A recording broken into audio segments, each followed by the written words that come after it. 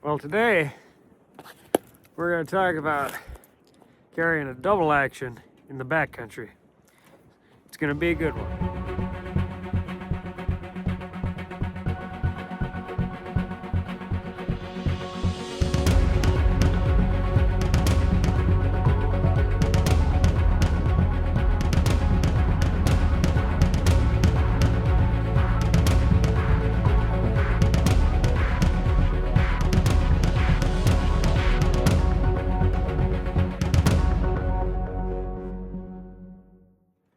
Howdy folks, welcome back to Refsh Outdoors.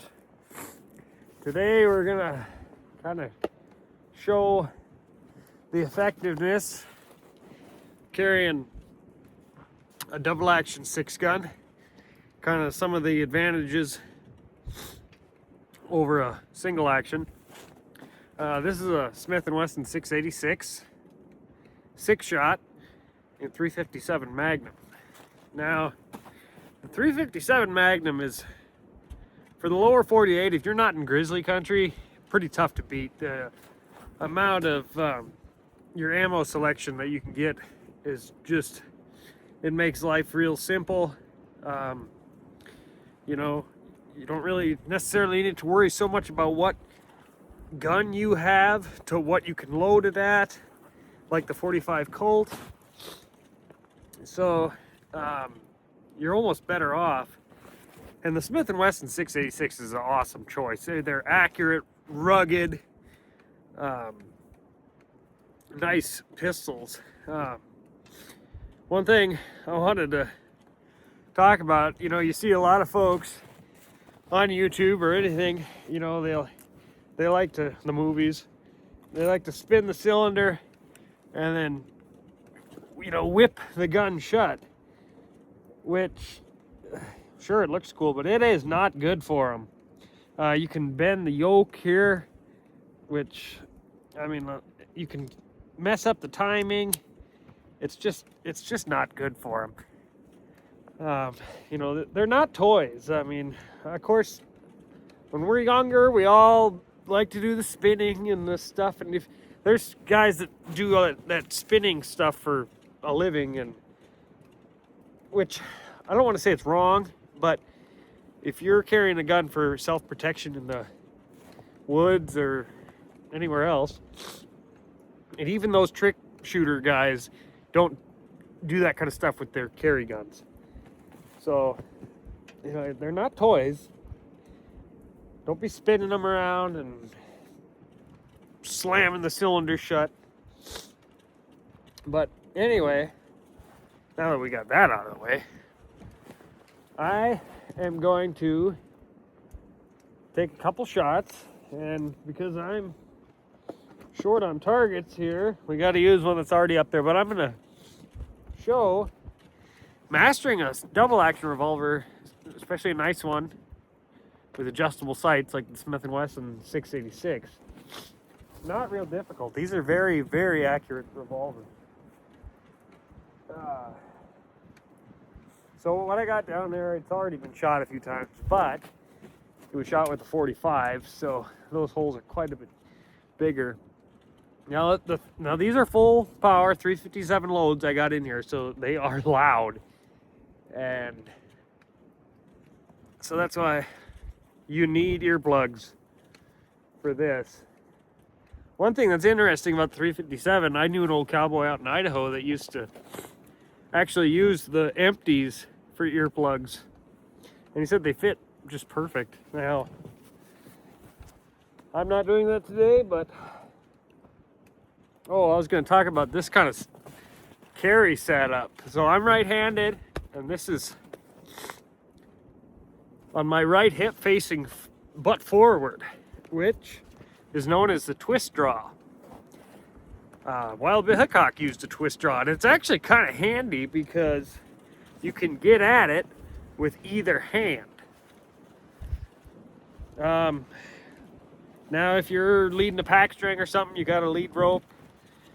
Well, of course, the way I like to do that is to have the lead rope under my leg and then up around the saddle horn, but that's something. This is actually a pretty handy way to carry, so But what I'm going to do here, I'm going to take 5 shots right at the head of that target. There's a bullet hole right at the neck, but I think I can get these 5, and I'm going to do it single action. So, just to show you how accurate these things are. I think I might have missed though.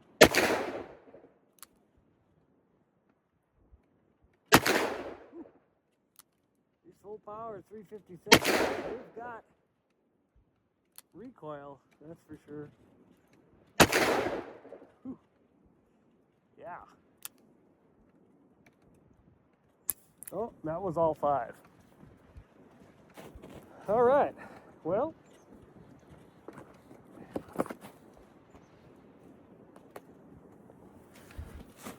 we'll go down there and take a look. All right. So this is 20 yards. That's a 45 hole, but I was aiming for the head, and I got 5 bullets up here. So I was a little off. Kind of surprised me, but you know, that's better than I did with the Glock.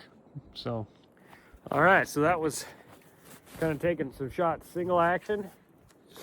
Now I'm going to try to simulate if a bear was charging or a cougar or whatever. So I'm going to shoot double action.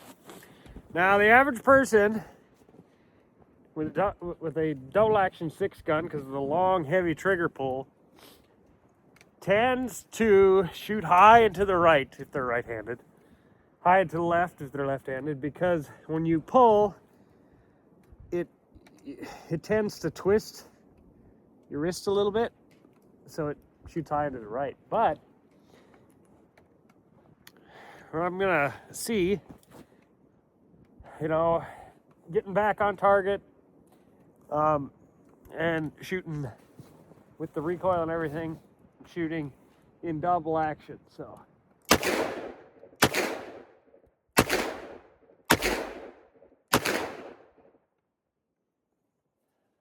was pretty quick, just as quick as the Glock, and I don't think the recoil was well, there was more recoil, but I think I was able to get back on target quicker than the Glock. So that was in double action pretty quickly. You can see 1, 2, 3, 4, 5. Yeah. Yeah, it seems like it's easier to shoot more accurately than a Glock. Well, I guess there you have it.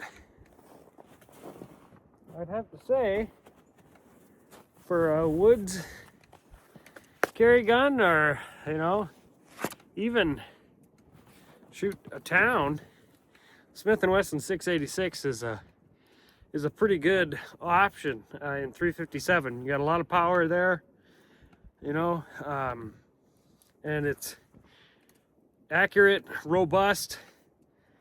Don't need to worry so much about jams. They are safe. You can carry all 6. They've got a transfer bar. I was just shooting 5 because that's the way the box goes. I like to keep that stuff even.